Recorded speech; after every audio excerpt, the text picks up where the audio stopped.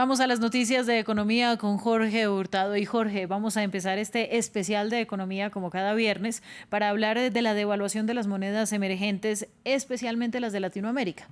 Así es, bueno, frente a estas, el dólar está recibiendo un fuerte impulso por la incertidumbre que genera en los mercados la nueva variante Omicron.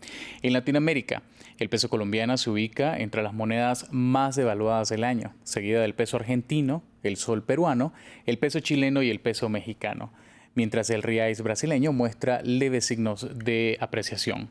Solo el peso colombiano cayó en octubre pasado casi 6% y llegó esta semana a superar la barrera de los 4.000 por cada dólar, mientras que el mexicano perdió casi 5% y el chileno un 2% de su valor frente al dólar. Conversamos con Jorge García Castro, el experto en mercados financieros, y le consultamos cuáles son las principales causas que están llevando a la devaluación de las monedas latinoamericanas, y esto nos contó.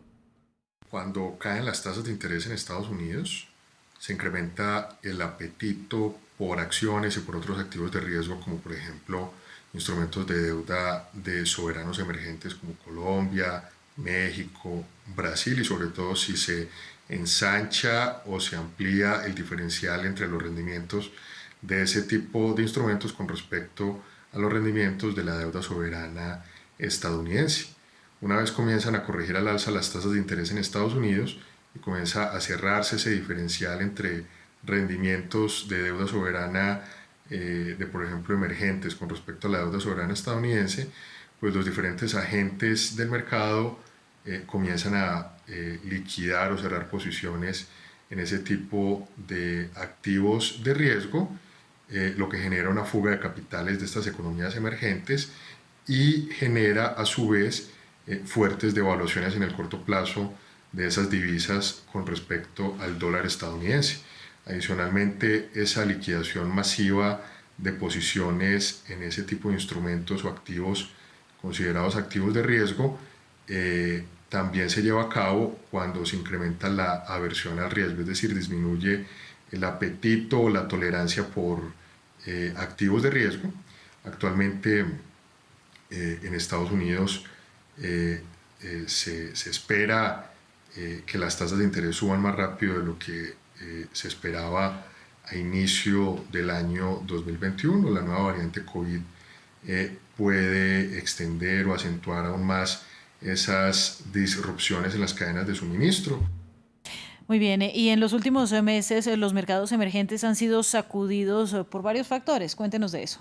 Así es, entre los cuales se podría enumerar los bloqueos en la cadena de suministros, inclusive la misma crisis inmobiliaria en China y las altas tasas de inflación tienen su efecto en la economía, en las economías locales. De hecho, cuando el dólar está fuerte a nivel mundial, es normal que la mayoría de las monedas de otras economías pierden su valor frente a esta divisa, pero algunos analistas apuestan a que los buenos datos en las materias primas que mueve el mercado latinoamericano amortigua esta tendencia de pérdida de valor, aunque hay otros factores como, por ejemplo, los cambios políticos que vive la región que también influyen. Le preguntamos a nuestro invitado sobre los casos específicos de México y de Perú.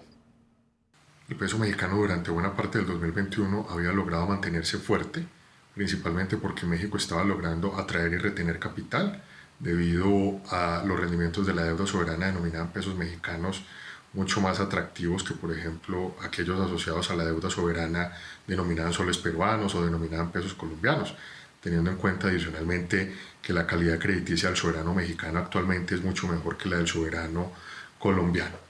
Perú desde la segunda mitad del 2020 ha experimentado una fuerte inestabilidad política.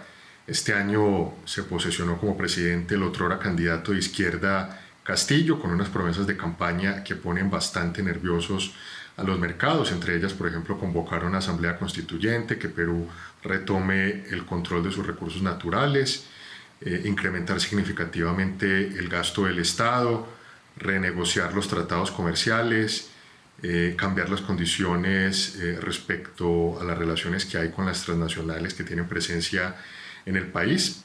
Además, sumémosle a esto la solicitud de vacancia presidencial de algunos sectores que, aunque no tienen la suficiente fuerza, pues realmente está generando todavía mucho más ruido político.